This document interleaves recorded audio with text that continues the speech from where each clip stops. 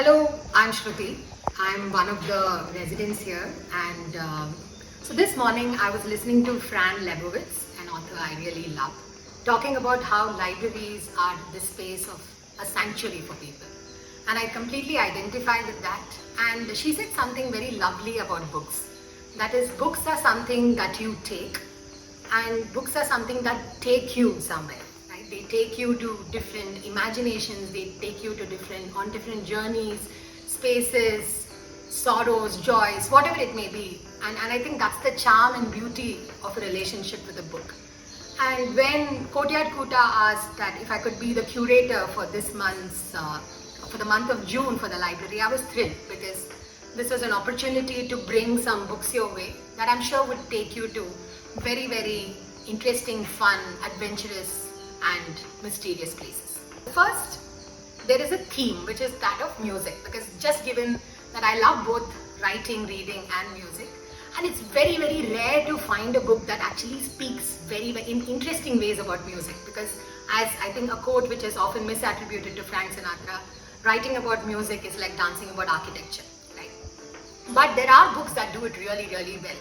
So the first book is something which we don't have in the pile right now, which is going to come later in June, which talks about lullabies. It speaks about how a a Japanese soldier stranded somewhere in World War II, thought about music, how an entire village was created to create an orchestra of music. And it's a book by Louis Sagasti called as A Musical Offering. So that's the first book in the series, a non-fiction book on the theme of music. The book on fiction on the theme of music is an author who recently was knifed. This is basically Salman Rushdie, and this is one of his earlier books, and I've had a very, I think, complicated relationship with Rushdie. He is someone who I grew up reading, and at the same time I think there was, as with authors you love, you also start getting miffed with them at some point in time. But I think one thing is clear, that you don't want his history to be about as someone who was stabbed. Right? He's a storyteller at the end of the day, and this is a book which is The Ground Beneath Her Feet that honors his storytelling in a very beautiful way. And here he speaks about our relationship with musicians, our relationship with artists, our relationship with performers, and why we need them in our lives. And it deals very, very beautifully with photography. Interestingly, about how photography is this weird kind of an art form, and you'll know why it is weird if you read the book. So this is Ground Beneath Her Feet, the love story of Veena and Ormus. About love, I think there is a notion that when you speak about romance books, so we were just joking about it, that you say ishq, right?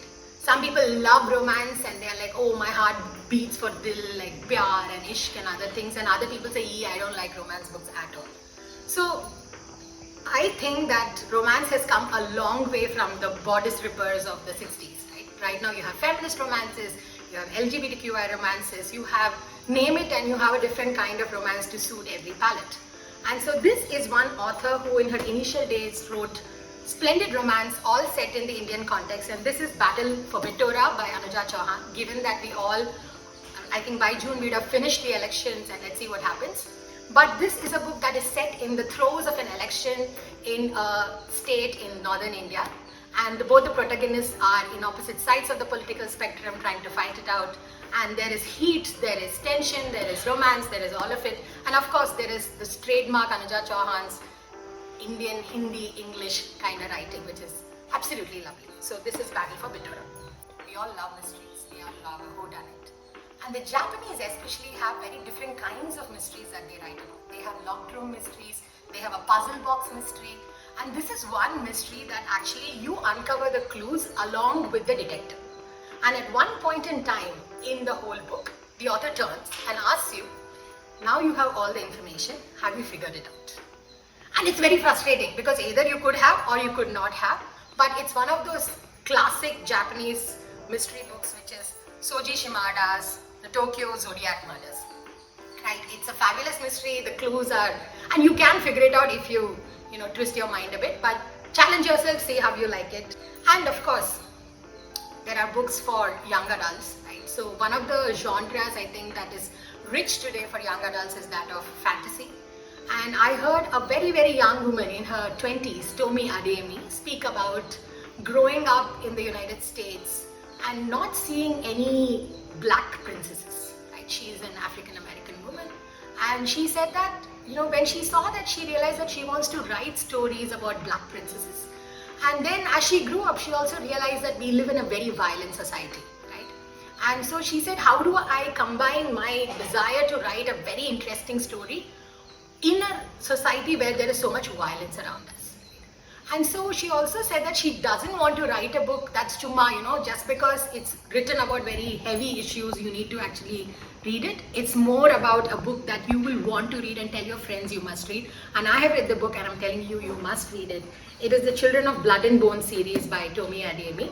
What is very cool is that there are 2 books that have already come out in the series, and the 3rd book is due in June. So quickly come read the first 2 so that you can pick up the 3rd one as soon as it comes into Koota.